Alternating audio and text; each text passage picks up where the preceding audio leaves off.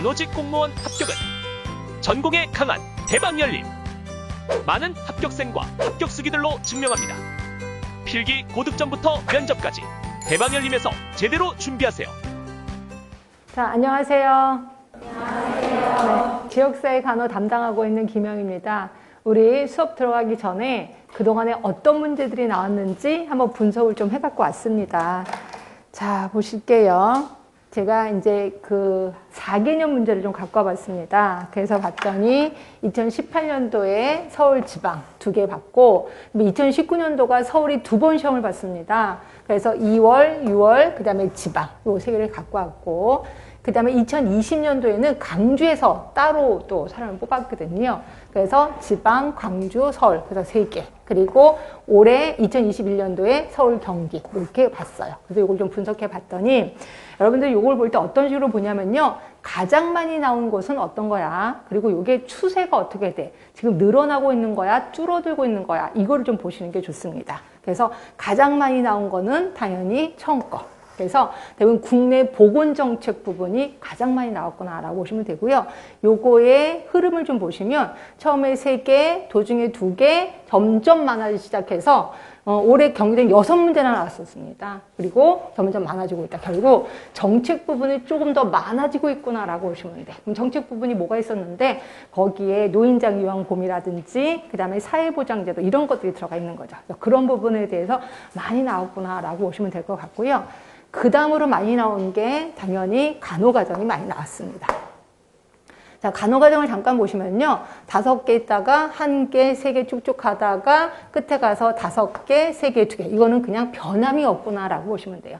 간호과정 그럴 수밖에 없는 게 이건 끊임없이 계속해서 일률적으로 일정한 비율이 계속해서 나오는구나라고 보시면 되고요. 그 다음에 역학 부분이 그 다음으로 많이 나왔을 겁니다. 자, 역학 부분 볼게요. 자, 보시면 2개, 2개 있다가 도중에 좀 많이 나오기 시작했다가 또 다시. 근데 솔직히 올해 4개 정도 나오면 굉장히 많이 나온 겁니다. 결국 역학은 끊임없이 많이 나오고 있다라고 보시면 되고요.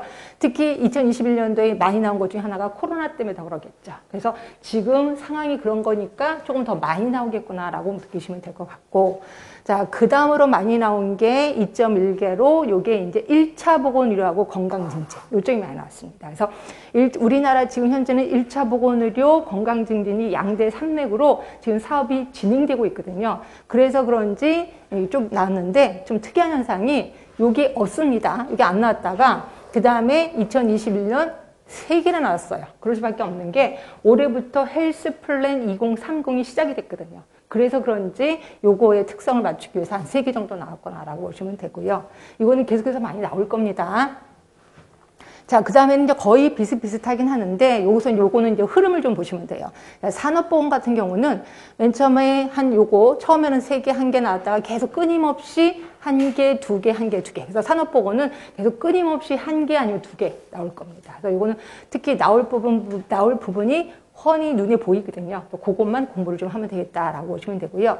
그 다음에 학교 보건하고 보건교육이 정말 특이한 게 뭐냐면, 요게 이제 솔직히 이걸 제가 2개를 묶어놔서 그러는데, 학교 보건이 점점 안 나와요. 그리고 보건교육이 좀 많이 나온다. 이렇게 보시면 되고요.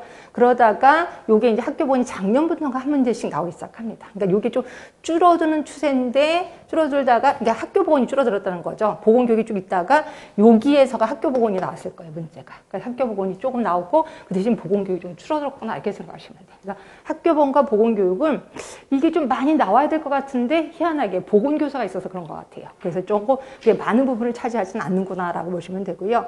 그 다음에 모자보건하고 인구요. 이것도 그렇게 많지는 않습니다. 1문제, 2문제, 물론 많이 나올 땐 3문제까지도 있었었는데 1문제나 2문제 정도 나온다. 그 다음에 특이한 건 뭐냐면 가족간호가 굉장히 많이 나왔었거든요. 3문제, 어떤 때 4문제까지 나왔었다가 이게 줄기 시작하고 있어요. 이게 왜 줄는지 모르겠습니다. 근데 이게 솔직히 우리가 이제 보건소 가시면 방문도 하고 이러려면 가족간호가 좀 필요하거든요. 근데 이게 줄기 시작해서 이게 왜 그럴까라는 생각이 들긴 합니다. 하여튼 이게 일시적인 현상인지 계속될 현상인지는 이제 올해 내년 시험을 좀 봐야지 알겠다라고 보시면 되고, 자, 환경 부분은 진짜 조금 나와요. 근데 환경 부분이 굉장히 범위가 넓거든요. 그리고 외울 것도 엄청 많은데도 불구하고 한데 다행히도 그리고 감사하게도 진짜 조금 나옵니다. 그래서 쭉 안 나오다가 계속 안 나왔었어요. 그러다가 이때도 계속 안 나온다라고 보시면 돼요. 그렇다고 환경보건을 안 하느냐? 그래도 하긴 할 겁니다. 그래서 제가 엑기스만 뽑아서 요 정도는 꼭 알아둡시다 라고 할 거고요. 그 다음에 지역사회 간호 사업은 계속 한 문제, 요게 이제 우리가 알고는 재난간호가 나옵니다. 그러니까 재난간호 쪽이 시험 문제가 좀 나오는구나 라고 보시면 되고요. 그럼 어떤 내용들인데 요거 좀 들어가 보겠습니다. 자, 보시면 자, 맨 처음에 국내 보건정책인데 제가 어떤 식으로 했냐면 여기 하나가 1년도에 나온 거예요. 그러니까 이것도 그 다음 연도에. 그래서 쭉 보시면 제가 한 10개 정도를 비교했었을 겁니다. 그러니까 10개가 쭉 그 해에 나왔던 것들을 좀 보기를 했는데 여기서 공통점을 좀 찾아보려고 합니다. 보시면 지역사회 간호 역할, 간호사 역할. 당연히 시험 문제가 엄청 많이 나왔죠. 여기도 나왔고. 지역사회 간호사 역할에서 또 어디 있어요? 어디 또 있어? 여기 간호사 역할. 그리고 보건진료 전담 공무원의 의료 행위 이런 것도 나왔고요. 그리고 지역사회 간호사 역할 또 있잖아요. 그래서 매번 지역사회 간호사 역할은 매번 나왔구나 이렇게 보시면 될 것 같고, 그 다음에 제가 아까 말한 대로 노인장기요양보험, 요것도 있네. 장관에게 신고해야 되는 의료인력 이것도 나왔고 이렇게 나왔습니다. 그리고 노인장기요양보험 제가 이거 좀 자주 나온다라고 했고 여기도 노인장기요양보험 나왔고요. 그 밑에도 노인장기요양보험, 또 밑에도 노인장기요양보험, 노인장기요양보험. 그래서 더 많이 나온 게 노인장기요양보험이 좀 많이 나오지 않았나 몰라. 그러니까 노인장기요양보험도 나왔고 지역사회 간호사 역할도 많이 나왔고요. 그 다음으로 나온 게 지불보상제도, 그래서 진료비 보수지불제도. 그래서 우리가 알고 있는 뭐 행위별 수가제라든지 이런 거, 포괄수가제라든지 이런 것들이 좀 나왔다라고 보시면 되고요. 여기도 진료비 지불제도 또 있죠. 이렇게. 그 다음에 나온 게 역사 부분도 좀 나왔습니다. 그래서 공공보건사업의 역사 부분 나왔고 여기도 지역사회 역사가 좀 나오는 거죠. 이런 게 나왔고, 그래서 대부분 이게 특히 많이 나오는 게 노인장기요양보험하고 아까 말한 진료비 지불보상제도, 그다음에 사회보장제도, 사회보험이 좀 이런 것들이 좀 시험 문제 점점 나와요. 그러니까 이쪽 부분 조금 어려워도 좀 깊게 공부를 해야 되겠다라는 생각이 좀 드셔야 될 겁니다. 그래서 저도 요거에 대해서는 좀 더 깊게 좀 들어갈 거다라고 보시면 되고요. 자, 그 다음에 지역사회 간호 과정에서는, 자, 지역사회 간호 과정은 우리 과정은 당연히 아셔야 되고 그 과정 하나하나마다 다 나왔습니다. 맨 처음이 사정 부분이 나오는데 사정 부분 자료 수집 방법 이런 거 다 나오는 거고요. 그 다음에 이제 목표 설정, 그 다음에 1차, 2차, 3차 예방 이런 것도 나오고, 그 다음에 우선순위 설정하는 거 있잖아요. BPRS 방식, 펄 방식 이런 것들도 계속해서 나왔다는 거고, 그 다음에 우리 지역사회 간호 진단하면 오마 진단 나왔습니다. 오마 진단 쪽 나왔고, 펄 방식은 계속해서 나옵니다. 펄 방식 이렇게 해서 나오고, 그 다음에 자료 수집 방법, 아까 말한 자료 수집 방법의 2차 자료 수집 방법 이런 것도 다 나오고, 또 지역사회 종류도 또 나오고요. 그렇죠?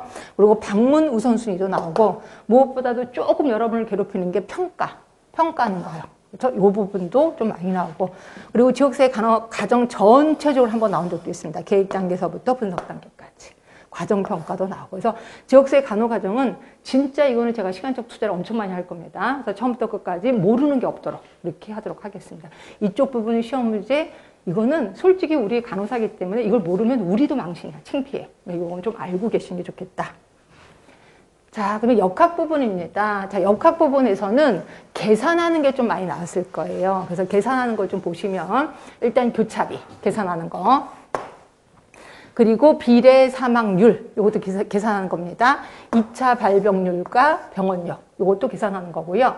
그리고 병원성 특이도 계산하는 거 나왔고, 그 다음에 또 보시면 상대 위험비 이것도 계산하는 거예요. 이렇게 나왔고, 발생률, 치명률, 그 다음에 2차 발병률, 또 기여 위험도 이런 것들 모두 계산하는 거거든요. 그래서 계산하는 거는 꼭 이렇게 나왔구나라고 보시면 되고요.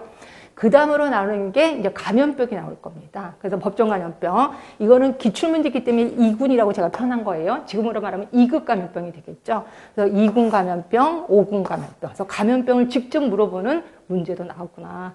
게다가 2급 감염병, 이제 급으로 바뀌었기 때문에 급으로 바뀐 그 다음에는 시험 문제 엄청 많이 나오는 거 아시죠? 그러니까 올해는 급을 물어보는, 몇 급이냐 이런 걸 물어보는 문제가 좀 나오겠구나라고 보시면 돼요. 이것도 역시 암기가 관건이겠구나라고 보시면 될 것 같고요. 자, 그 다음에 이렇게 해서 감염병이 생겼을 때 이걸 어떻게 신고하는데, 신고에 대해서 또 시험 문제 나와요. 그래서 보시면 자, 후천성 면역협증 신고 나오고, 그다음에 학생 감염병 예방 위기 대응 매뉴얼. 그래서 이거는 학교에서 감염병이 생겼을 때 어떻게 하느냐. 그래서 요게 이제 조금 우리를 당혹해 했었던 거예요. 이거는 일반 법에서 나온 게 아니라 학교에서 나오는 거였거든요. 근데 요게 이제 코로나 때문에 요게 조금 더 부각돼서 나온 거다라고 보시면 돼요. 그래서 이런 것들은 그 상황의 현상에 맞춰서 나온 거기 때문에 계속 나올 것 같지는 않아요. 그렇죠? 그런 식으로 좀 보시면 되고. 그 다음에 또 하나 이제 니벨 클락이라는 사람, 질병의 자연사, 워낙 유명한 사람이고, 요 분도 이제 곧 만날 겁니다, 우리가. 이제 요것도 역시 머릿속에 기억하시면 되고, 아까 말한 신고 계속해서 나온다라고 표현을 했습니다. 그 다음에 또 하나가 이제 암검진이 있어요, 암검진. 암검진도 머릿속에 좀 기억해, 암검진 벌써 2번이나 나왔습니다. 그렇게 해서 기억해 두시면 될 것 같고. 자, 그 다음에 보건사업 기획 및 간호이론. 아까 제가 얘기했는지 모르겠지만 간호이론이 점점 시험에 많이 나옵니다. 이 부분이. 그러니까 맨 처음에는 조금 미약하게 시작을 했다가 이게 점점 많이 나오는 게 이 이론이라고 생각하시면 돼요. 그래서 이론은 그리고 점점 많이 나오는 거는 양도 많이 나올 뿐더러 조금 더 깊게 나와요. 그러니까 이론 부분에 대해서는 여러분들이 힘들어도 좀 정신을 차리셔야 되는데 어떤 이론이 가장 많이 나왔냐면 당연히 요거 프리시드, 프로시드 모형. 요거 많이 나왔습니다. 자, 나왔고요. 그 다음이 뉴만 이론. 우리 지역사에서 뉴만을 되게 중요시 여기거든요. 뉴만 이론, 또 뉴만 이론, 뉴만 이론, 뉴만 이론. 많이 나왔죠. 이렇게 있고.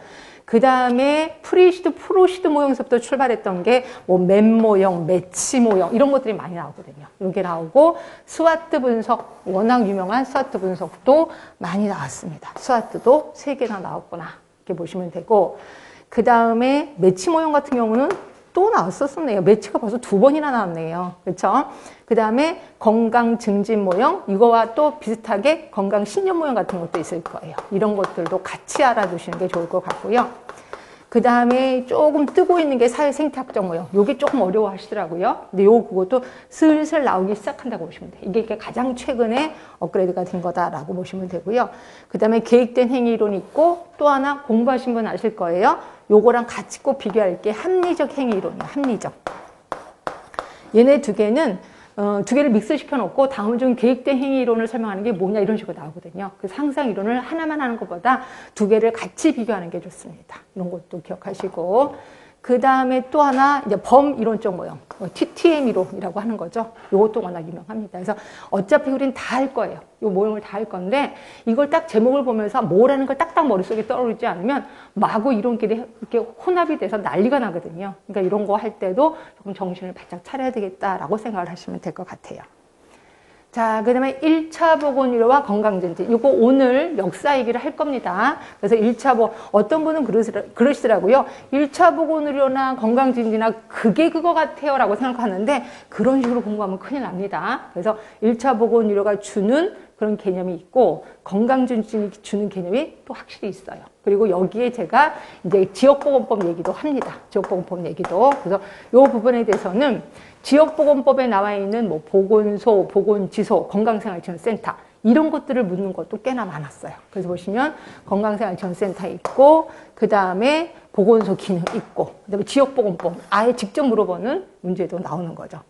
그리고 1차 보건의료 보세요. 1차 보건의료, 1차 보건의료, 그 다음에 1차 보건의료의 필수 사업 다 나오는 거고 그 다음에 건강증진이 확실히 많이 나오긴 하더라고요. 왜냐면 헬스 플랜 때문에. 그래서 헬스 플랜 2020 지역사회 통합 건강증진 사업 있고 헬스 플랜 2020의 대표 지표 나오고 그 다음에 국민건강증진 이거 헬스 플랜 있잖아요. 헬스 플랜의 총괄 목표 그리고 거기에 보시면 1차 예방수준의 건강증진 활동 나오고 건강증진 오타와 선언 통합 건강증진 사업 그 다음에 5차 헬스 플랜 2030도 발빠르게 시험지에 나왔습니다. 결국 헬스 플랜 2020-2030 무조건 알아야 되겠다라는 생각이 여기 시험 문제에 좀 자주 나오거든요. 이렇게 해서 보시면 되고 자, 그 다음에 산업보건입니다. 이제 산업보건은 매번 한 문제 또는 2문제 나오는데 나올 게 나옵니다. 자, 뭐가 나오냐면 이거요. 자, 요 관찰자 C1, C2, A, B, D1, D2 요거를 물어보는 게 시험에 꼭 나오거든요. 그래서 이건 틀리면 진짜 망신입니다. 요거 좀 기억을 해두시고 그 다음으로 나오는 게 이제 뭐 산재가 매번 그렇게 나오진 않는데 그래도 자주 나오는 편이 하나예요. 그래서 산재 종류를 좀 기억해 주시면 되고, 직업병으로는 자, 열사병 2번이나 나왔습니다. 2번 이렇게 나왔고, VDT 증후군 나왔고요. 그다음에 중독 증상의 벤젠 여기 좀 나옵니다. 이게 벤젠은 은근히 좀 많이 나오는 편이더라고요. 또 벤젠도 나왔고, 그 다음에 보건관리자, 우리가 이제 간호사가 보건관리자잖아요. 그래서 보건관리자의 직무를 물어보는 것도 좀 나왔고, 그 다음에가 그치 강도율, 요거 계산하는 거예요. 강도율, 그 다음에 또 있잖아요. 강도율도 말고 건수율 이런 것들을 계산하는 문제가 좀 나왔거나, 그 다음으로 나왔다면 이제 대치. 그래서 대치 같은 경우는 이런 거죠. 그 물건이 좀 나빠. 예를 들어서 어떤 공장에서 만들고 있는 그거를 만드는데 곡이 좀 나빠. 그럼 그거를 바꾸면 되지 뭐. 대치.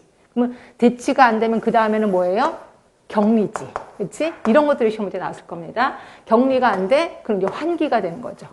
그리고 보호구를 착용하고 마지막에 교육을 한다. 그래서 요 순서대로 외우셔야 되고, 각각에 대해서 대치가 한번 나온 적도 있고 격리가 나온 적도 있고 이런 식으로 나오고 있습니다. 그래서 요 정도가 대부분 나올 거예요. 이거 외에는 별로 나오진 않을 거고요.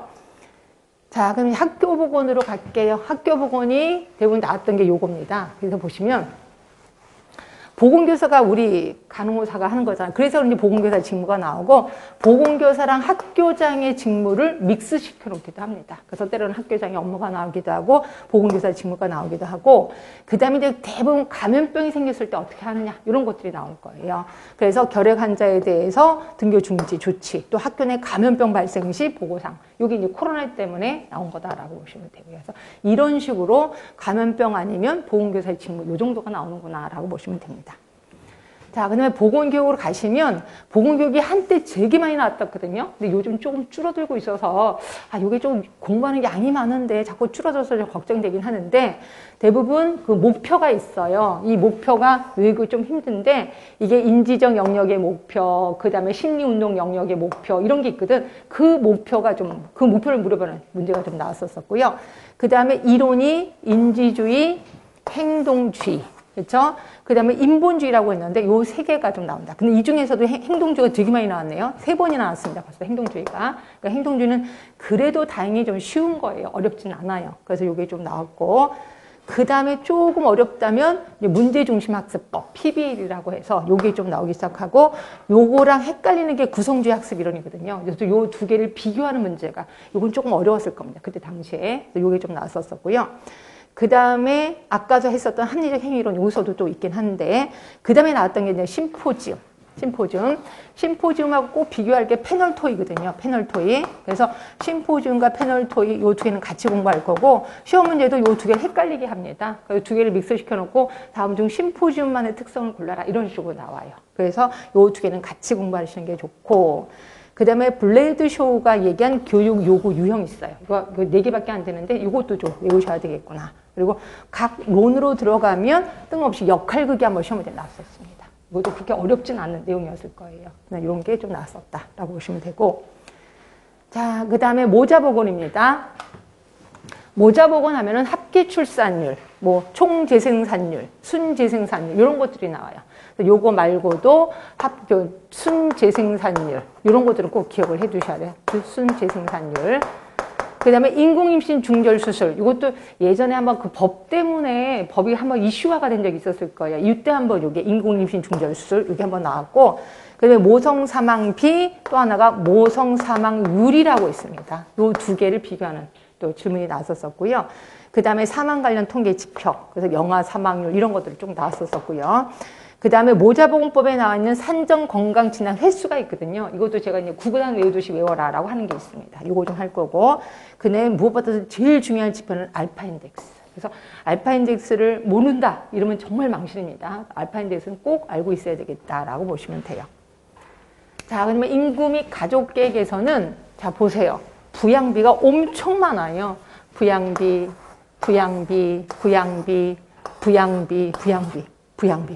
매년 부양비가 나왔구나. 부양비는 절대로 모르면 안 되겠구나 라고 생각하시면 돼요. 그래서 부양비는 매년 나옵니다. 매년. 말 그대로 이렇게 해서 보시면 될 것 같고, 자, 그러면 가족간호입니다. 아까 가족간호가 조금 안 나오기 시작하는데 이게 걱정이 된다라고 표현했고요. 가족간호에서는 가족 건강 사정 도구, 요게 많이 나와요.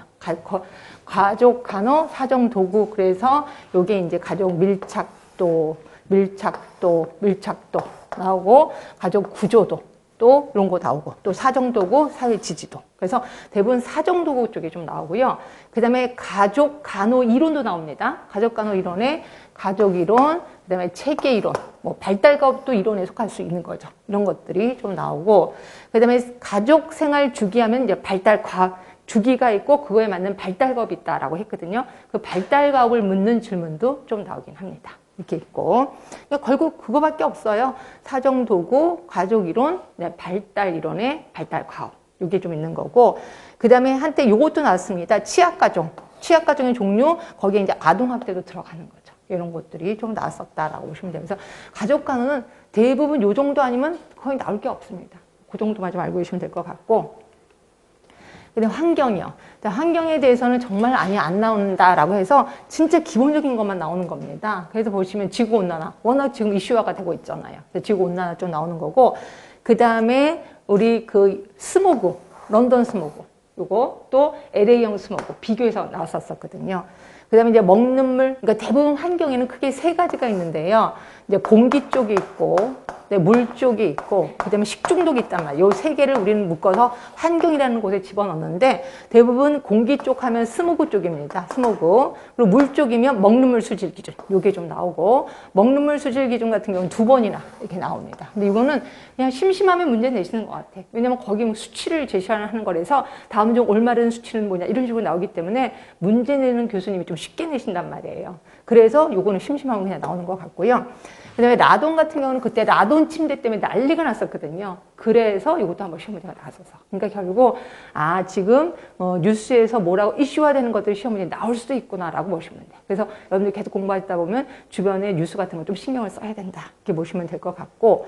그 다음에 물에서는요, 여기 자주 나와. 상수 정수과정, 하수 정수과정. 이런 게 많이 나옵니다. 그러니까 상수와 하수. 이런 것들이 좀 나오는데, 요게 국시에도 자주 나옵니다. 그래서 이제 이거는 국시에서 자주 나오는데, 그 국시를 내시는 교수님이 내시는 것 같아. 그래서 이제 상수가 좀 나오는 거고, 식중독에는 크게 그렇게 있거든요. 세균성 식중독, 그 다음에 바이러스성 식중독, 그 다음에 자연 독에 의한 식중독, 화학적 식중독이 있는데, 세균에 의한 식중독은 다시 뭐 독소형이 있고 감염형이 있단 말이에요. 근데 대부분 요 부분의 시험 문제가 좀 나옵니다. 그래서 이 중에 하나인 비부료 식중독이 낫다라고 보시면 되고요. 그래서 식중독은 환경 중에서 제일 중요한 건 그래도 식중독이 좀 끊임없이 나온다라고 보시면 돼요. 그래서 보시고. 그 다음에 이제 지역사회 간호사업 마지막으로 보시면 재난 쪽이 좀 많이 나온다라고 했죠. 그래서 처음부터 끝까지 다 재난이에요. 그래서 재난관리, 사회재난, 재난 단계, 중증도 분류. 그래서 계속 재난에 대해서만 나옵니다. 그래서 이게 무슨 유행인 것 같기도 하는데 교수님들이 계속 그래 재난의 쪽에서는 우리 신경을 써야 된다라고 얘기를 해서 계속 끊임없이 나오는 것 같아요. 자, 그러면 제 수업을 어떤 식으로 이제 할 거냐면 9개월 커리큘럼입니다. 그래서 9월부터 11월까지 3개월간 이론 완성을 할 겁니다. 그래서 물론 뭐 지역사회 간호가 너무 범위가 많아서 여러분들이 정말 엄두도 안 난다라고 하는데 최대한 이렇게 딱 축약시켜서 외울 거 외우게 하고 이런 식으로 자꾸 반복해서 좀 하도록 하겠습니다. 그리고 12월 달 4주 동안에요. 이게 되려나 모르겠는데 요약정리 특강을 좀 하겠습니다. 그래서 요약정리 특강을 하면서 여러분들이 이런 식으로 지역사회에 들어가고 어떤 게 중요하구나 다시 한번 반복한다라고 보시면 돼요. 그래서 요 이론을 들으신 분이 요약정리를 들으면 조금 더 단단해지겠구나라고 생각하시면 될 것 같고 그 다음에 1월부터 2월까지는 이렇게 단단해진 머리를 갖고 기출문제를 분석하는 거죠. 그리고 이때 그 단원별 문제도 같이 하도록 하겠습니다. 이게 이제 한 8주 할 거고요.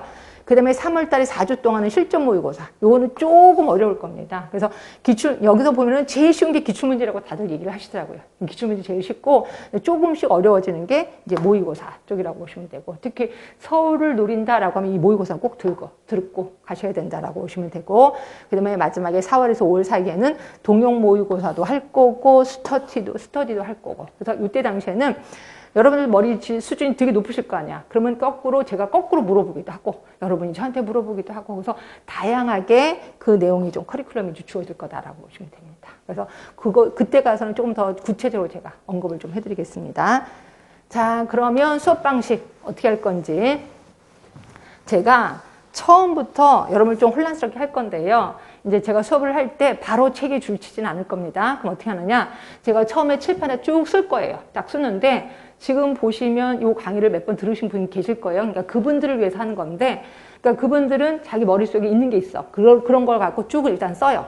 앞으로 배울 걸 쭉 한번 쓰고, 그 다음에 다 한 다음에, 그럼 처음 배우신 분은 어떻게 해요? 처음 배우신 분은, 아, 저런 거를 하려나 보다라고 감을 좀 잡으시면 돼. 그리고 나서, 그 다음에 책에다 줄을 칠 겁니다. 그러니까 처음에 칠판에 쓰는 거는 전체적인 프레임을 아는 거야. 숲보기야. 전체는 숲을 보는 거예요. 그리고 나서, 여기다 책에다 줄을 치는 거는 구체적인 내용을 이제 알게 되는 거죠. 그렇죠? 그리고 나서, 오늘 이제 제가 60분 하고 10분 쉬고 이런 식으로 할 건데, 마지막 시간에 이제 끝날 때쯤, 요게 리마인더, 배운 것을 상기시키는 겁니다. 어떻게 하냐면 책을 다 덮어요. 여러분 책을 다 덮고 오늘 3시간 동안 배웠던 걸 제가 거꾸로 물어볼 겁니다. 그럼 여러분들은 최대한 머릿속에 있는 걸 기억을 좀 해주셔야 돼. 왜냐하면 암기라는 게 1시간 하고 나서 1시간 뒤에는 50%를 까먹는 거 아시죠? 근데 1시간 뒤에 다시 한번 반복하면 이게 좀 덜 까먹는단 말이야. 그래서 제가 이걸 다시 한번 리마인더를 시킬 겁니다. 배운 거를 상기시키고 그 다음 주에 오시면 쪽지 시험이라는 게 기다리고 있어요. 그래서 오늘 배운 걸 그대로 쪽지 시험을 한 20문제를 낼 건데